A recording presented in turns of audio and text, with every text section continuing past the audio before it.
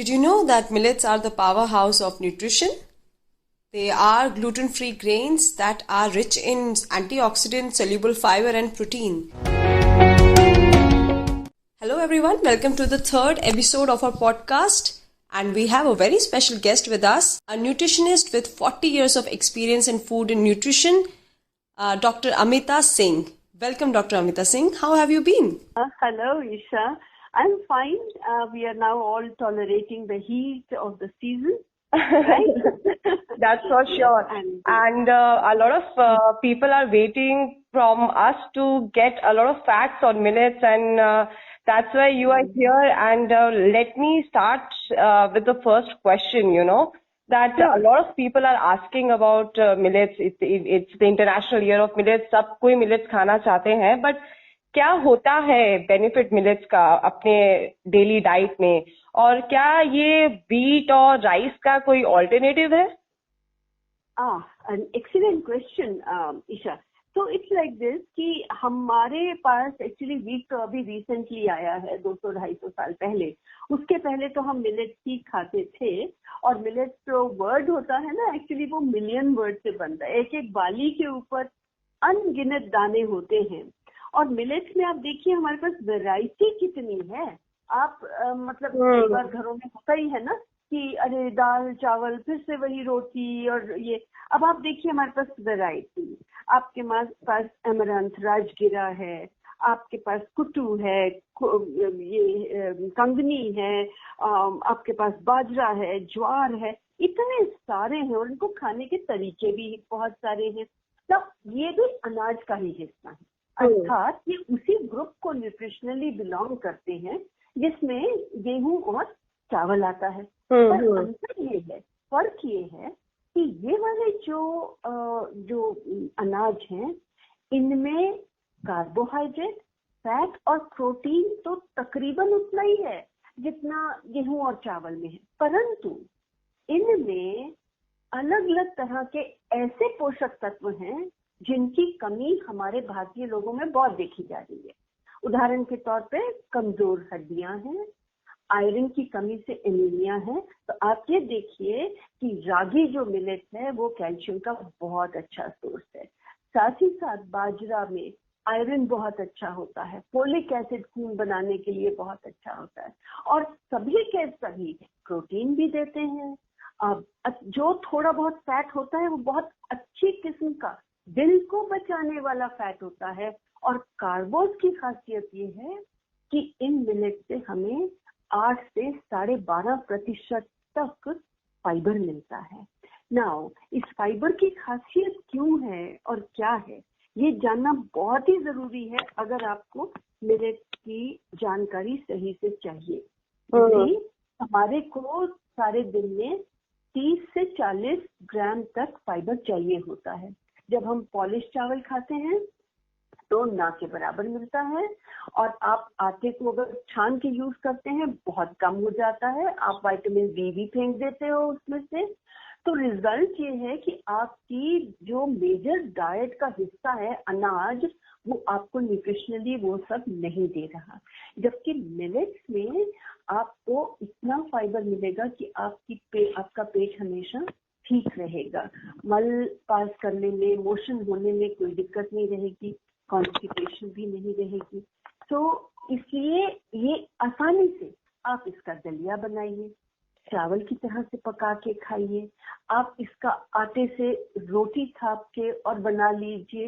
हाँ, अगर हो सके नहीं, मैं कहूँगी अगर चावल और दलिया बनाना है तो इनको सोक करना बहुत जरूरी है, मतलब भिगो देना. जो पुराने टाइम में हमेशा हम लोग करते ही थे, दालों में भी करते हैं.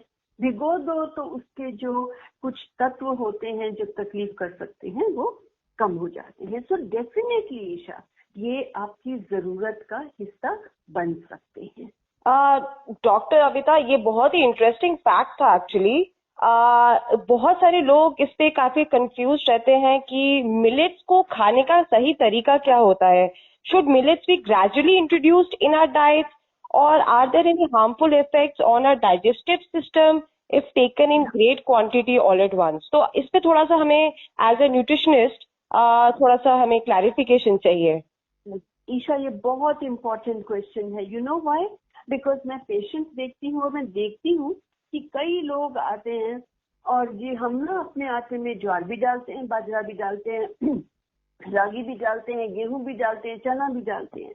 तो सबसे पहली बात आपके इस क्वेश्चन के आंसर में मैं ये कहना चाहूंगी कि एक टाइम पे एक ही अनाज खाएं. बिल्कुल. आपने कभी कोशिश की है, अगर घर में आटा भूनते हैं और बेसन भूनते हैं, दोनों को अलग अलग भूनते हैं ना, क्योंकि दोनों को भूनने के लिए समय और फ्लेम कितनी चाहिए, कैसे चाहिए, अलग अलग है.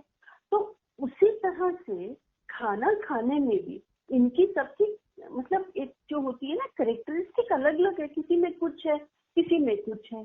तो आप ये तो नहीं करें कि आप उनको मिक्स करके रख लें. फिर होगा क्या, चाहे आपने रोटी एक ही खाई, पर क्योंकि सबके पचने का टाइम और उस पे मेहनत शरीर की अलग अलग होती है, फिर आप कहोगे पेट में दर्द हो जाता है, ब्लोटिंग होती है, गैस बहुत बनती है, डकार आती है, मुंह में खाना उठ के आता है. ये सब दिक्कतें तब होंगी. इसलिए हमेशा एक ही अनाज का उपयोग एक समय करें. हाँ, इसका आप यूज चने के साथ कर सकते हैं कि एक हिस्सा चने का आटा और 2 या 3 हिस्सा आपने गेहूं का आटा.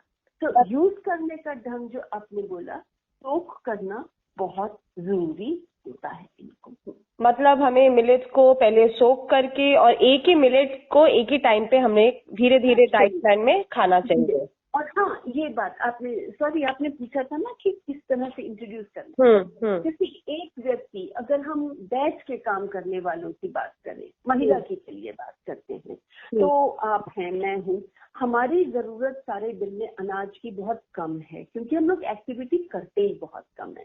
वो आधा घंटा एक्सरसाइज कर ली तो क्या कर ली, शरीर को तो 2-2.5 घंटे की एक्सरसाइज चाहिए होती है. तो आप क्या करें, कितना लें, तो सारे दिन में मेरी अनाज की आवश्यकता जो है वो लगभग 200 ग्राम के करीब है. अर्थात 5 से 6 जो हमारे घरों में फुलके बनते हैं, बस इतना सारे दिन में. फुलके की जगह पे आपने एक छोटी कटोरी चावल ले लिया या आपने पोहा या उपमा ले लिया, तो वो बराबर के हैं तकरीबन.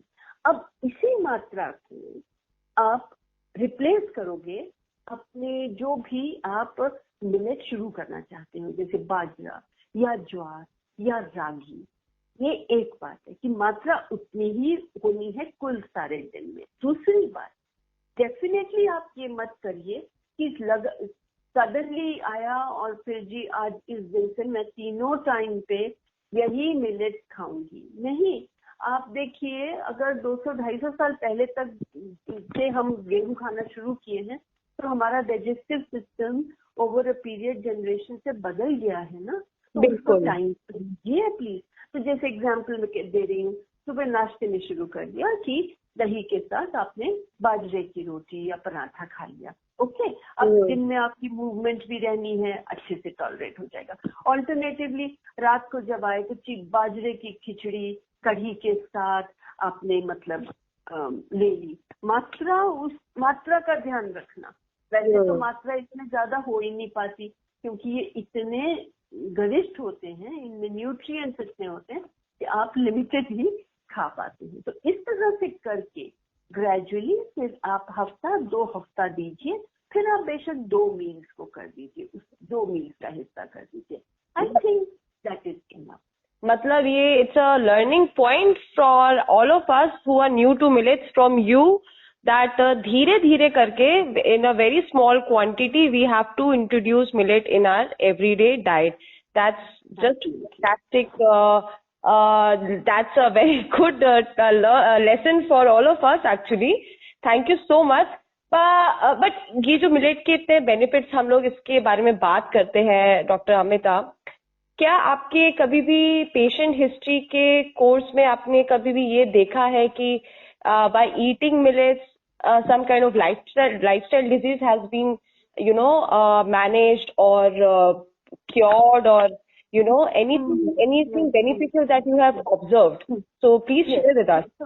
अगेन ये बहुत ही बढ़िया आपने मेरे को प्लेटफॉर्म दिया है जहाँ मैं ये चीज शेयर कर सकती हूँ। सबसे पहली बात, अगर आप थेरेपेटिक उसकी बात कर रहे हैं, थेरेपेटिक यूज की बात कर रहे हैं मिलेट्स की, तो मैं आपको बता दूं एक बीमारी होती है सीलियाक डिजीज। इस बीमारी में जो व्यक्ति है उसको आटा पचता ही नहीं है। आटे में जो ग्लूटेन होता है उसे पचाने की क्षमता उस व्यक्ति में नहीं होती। इनके लिए सिवाय मिलेट्स के उपयोग के और कोई तरीका नहीं होता। और ऐसे लोग, और मैं आपको बता सकती हूँ, रिसेंटली जब एक बच्चा आया था, रिसेंटली नहीं 2 महीने हो गए, 3 महीने, अब तो वो कंफर्टेबल हो गया, 13 साल का मनीष मेरे पास आया था, बिल्कुल पतले, हाथ पैर बिल्कुल दुबले, मगर पेट बिल्कुल फूला हुआ। और गैस्ट्रोएंटरोलॉजिस्ट ने उनको बता दिया था, मदर को, कि आपको ना ये जो बच्चा है इसको गेहूं बिल्कुल नहीं देना है। और माँ बिल्कुल घबराई हुई, क्योंकि उनके खेत ही गेहूं के थे, कि मैं मनीष को बड़ा करूंगी कैसे। और मेरे पास भेजा था गैस्ट्रोएंटरोलॉजिस्ट ने। तो मैंने पूरी हिस्ट्री ली, मतलब आंखें, मेरे को अभी भी मनीष का चेहरा भी याद है, और वो इतने घबराए हुए। तो सबसे पहले मैंने क्या किया, चाहे मिलेट मैं शुरू कर सकती थी, but looking at the child abdomen and all, कितना वो तकलीफ से गुजर रहा था, मैंने हमारे देश में क्या है, जब भी कोई बीमार होता है ना, सबसे पहले खिचड़ी देते हैं ना हम, दाल चावल का, बिल्कुल बिल्कुल। तो मैंने क्या किया कि मदर को कंफर्टेबल करने के लिए पहले मैंने कॉमन जो इजीली अवेलेबल चीजें होती है ना, जैसे नाश्ते में आप बच्चे को पोहा दे देना, और लंच में खिचड़ी दे देना, रात को दाल चावल दे देना और सब्जियों के साथ दे देना, ऐसा करके 3 दिन के लिए बोला। उसके बाद मैंने ग्रेजुअली ये चीजें इंट्रोड्यूस करने का उनको तरीका बताया। अब तो वो बाय गॉड ग्रेस बहुत बहुत बहुत अच्छा हो गया है। अच्छा, ये तो इस स्पेसिफिक सीलियाक डिजीज में हो गया, पर बहुत कम लोग जानते हैं कि बाजरा, ज्वार, ये ऐसे मिलेट्स हैं जिनका क्लिनिकली ये देख लिया गया है कि इनका यूज करने से मतलब हार्ट डिजीज और साथ ही साथ में डायबिटीज खासकर जो है उस पर बहुत ज्यादा फायदा होता है। तो उसमें मैं आपको बता दूं, यस, मैं आपको ये तो मैं बता सकती हूँ, मैं पेशेंट्स देखती हूँ, तो आई कैन टेल यू कि मेरे जो कुछ पेशेंट्स हैं, लेडीज स्पेशली, जो GDM मतलब कि इवन इन प्रेगनेंसी उनको ब्लड शुगर हाई हो जाती है, उन लोगों के लिए मैंने जहाँ जहाँ यूज किया है, आई हैव हैड, मतलब और भी चीजें यूज की हैं, ये मैं नहीं कहूंगी, पर हाँ, जहाँ भी मैंने बाजरा ज्वार का यूज किया है, फिनोमिनल रिजल्ट आता है। अब होता क्या है, देखो मैं एक छोटी सी इसमें उदाहरण देती हूँ। Pregnant women towards 8 months and all, चाहे पेट में मतलब कैसा भी लग रहा हो, पर भूख भी ज्यादा लगती है, बिकॉज वो लास्ट ट्राइमेस्टर होता है, तो भूख ज्यादा लगती है। अब अगर मैं उसकी ब्लड शुगर कंट्रोल करने के लिए उसको बोलती हूँ कि नहीं आपको सिर्फ 2 रोटी खानी है, उसका पेट नहीं भर पाता है। जबकि इन रोटियों से नॉर्मली 1 से 1.5 रोटी खा के मतलब इतनी हेवी सी होती है, तसल्ली भी हो जाती है और ब्लड शुगर भी कंट्रोल में आती है। इसी तरह से कई हार्ट डिजीज के पेशेंट्स में मैंने जहाँ यूज किया है, I have had lipid profile जो होता है बहुत अच्छा है। एक और चीज बता दूं, जो एनीमिया के कई पेशेंट्स मेरे पास आए, एनीमिया के पेशेंट्स में मैंने उनको बाजरा की रोटी, ऑफ कोर्स उसके साथ में कुछ एसोसिएटेड चीजें हैं, खाने से पहले और बाद में आपको चाय कॉफी वगैरह बिल्कुल नहीं लेना, खाने के साथ आपको नींबू या आंवला या चटनी, हरी चटनी ताजी जो है वो जरूर लेनी है, ताकि आयरन का एब्जॉर्प्शन हो। तो मैंने जहाँ जहाँ इसका यूज किया है मुझे बहुत अच्छे रिजल्ट मिलते हैं। और कई बार ऐसा होता है कि वजन भी कम करना है ना, वजन कम करने में कभी मैं किसी को बोल दूं ना कि भैया और चीजें ज्यादा खा लो, रोटी जरा कम कर दीजिए, एक ही खाइए, पता है कई बार क्या जवाब मिलता है कि मैडम कमा काय के लिए रहे हैं अगर रोटी एक ही That's crazy. Yeah, I'm telling you. पर उनको बोलोगे तो ठीक है, रात को जब घर जाओ चटनी डली हुई बाजरे की एक थेपला टाइप का खा लो, और दही के साथ, दाल के साथ, सब्जी के साथ, तो फिर वो बड़े खुश रहते हैं। वही रात मिडनाइट हंगर नहीं होती, कुछ नहीं होता है, पता है उसको। वो इतना फाइबर है ना इनमें, 8 to 12% तो फाइबर। आप ये देखो ना, तो आप सोचो कि इंसान अगर इतना बड़ा वो खाता है और इतना फाइबर अंदर जाता है तो पेट को टाइम कितना लगेगा इसको पचाने में? बिल्कुल तो भूख कहाँ से लगेगी? तो यस, मेरे पास बहुत सारे ऐसे हैं रिस्पॉन्सेज जो मैंने देखे हैं पेशेंट्स में. This is really, really very inspiring, Dr. Amita, and ऐसा लग रहा है कि it is not just food, it's a therapeutic food for all of us. And but the most important. मैं यहाँ पे ईशा एक बात और फिर से रिपीट करना चाहूंगी. प्लीज यूज करेंगे तो उनको सोख करके ही यूज करना है. प्लीज डोंट गो एंड कि खिचड़ी बनानी थी बस निकाल ली, उबाली और खा ली, फिर आपको प्रॉब्लम्स होंगी कॉन्स्टिपेशन की, ब्लोटिंग की. तो ये मत होने दीजिएगा. That's a very, very important takeaway in this podcast, that eating millets is very good. It has all the nutrition value, but eating the millet in a right way is very important. And to do that, we have to soak it and then only eat it. Thank you so much, Dr. Amita, for your time and for getting, for dedicating your knowledge to us, for distributing it to us and all of the audience that is associated with our podcast. And we will definitely bring you a different episode on podcast for the next couple of weeks. Till then, stay tuned. Thank you, Isha. Thank you.